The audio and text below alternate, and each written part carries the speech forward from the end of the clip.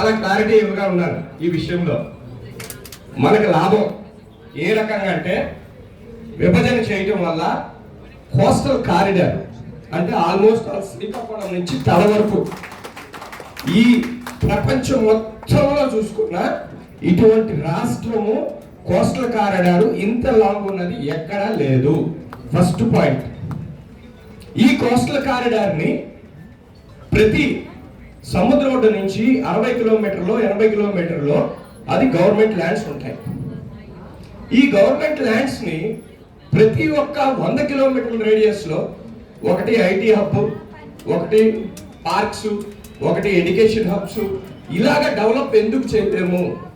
ఇలా చేయాలి.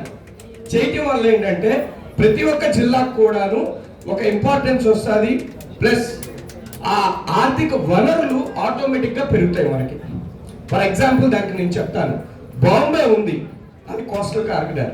అక్కడి నుంచి మనకి ఎక్స్పోర్ట్ ఎక్కడి నుంచి తెచ్చుకుంటున్నాం? మనం ఏది వచ్చినా సరే మనం వైజాగ్ నుంచి కానీ, బాంబే నుంచి కానీ, మెడ్రాస్ నుంచి కానీ ఎక్స్పోర్ట్స్ వస్తున్నాయి.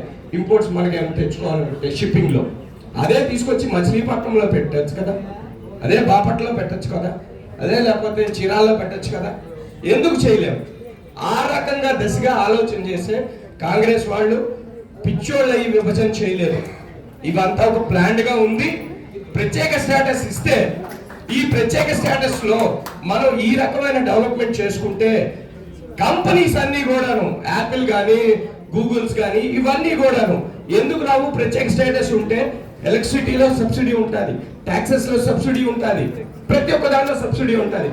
మేము ల్యాండ్ ఇస్తున్నాము కోస్టల్ కారిడారు అంటే ఈ కంపెనీస్ అన్ని ఎందుకు రావు? కాబట్టి దీనికి కీలకము రాష్ట్ర విభజన అయిన తర్వాత మనోడు చెప్పింది ప్రత్యేక స్టేటస్ ని బట్టి ఇవన్నీ డెవలప్ చేయొచ్చు. మరి అది అవడవు మన నాయకులే దాన్ని వెనకాల పెట్టేసి మన ఎంపీలే దాన్ని లైమ్ లైట్ లోకి ఎవ్వరూ చేయలేదు.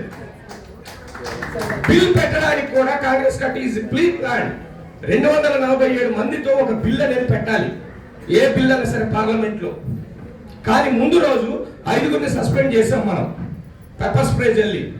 మనం బిల్లు పెట్టడానికి కూడా మనకు అర్హత లేదు. అంటే మినిమం ఒక బిల్లు పెట్టాలంటే, ఒక ఓటింగ్ పెట్టాలంటే, ఇక్కడ ఉయ్యూరు గురించి మాట్లాడారు, మెజార్టీ ఎంతమంది అన్నాం, ఒక నాయకుడికి ఎంతమంది, ఒక నాయకుడు అంతే 50 కంటే అబౌవ్ ఉండాలి బిల్ పెట్టాలంటే. మనకు ఆ బిల్ పెట్టే యోగ్యత కూడా లేదు. మనం బిల్ పెట్టాం, ఆ బిల్ కి ఎవరు ఓట్లు మనకు సపోర్ట్ చేశారు? ఏ పార్టీలు సపోర్ట్ చేసినాయి? ఇది ఎవరు ఈ కాంగ్రెస్ నాయకులు బయట లైమ్ లైట్ లో పబ్లిక్ మీటింగ్ లో కానీ ఏదైనా చెప్తున్నారు? ఇలాంటివన్నీ ఎందుకు చెప్పలేరు? ప్లీజ్ అదే ఒకసారి ఆలోచన చేయండి. ఈ డెసిషన్స్ లో నేను దయచేసి ఇలాంటి విషయాలు మాట్లాడతానని ఒక బాధే. కానీ మీకు ఇంతకు ముందు కూడా చెప్పాను, madam please wear the public meeting.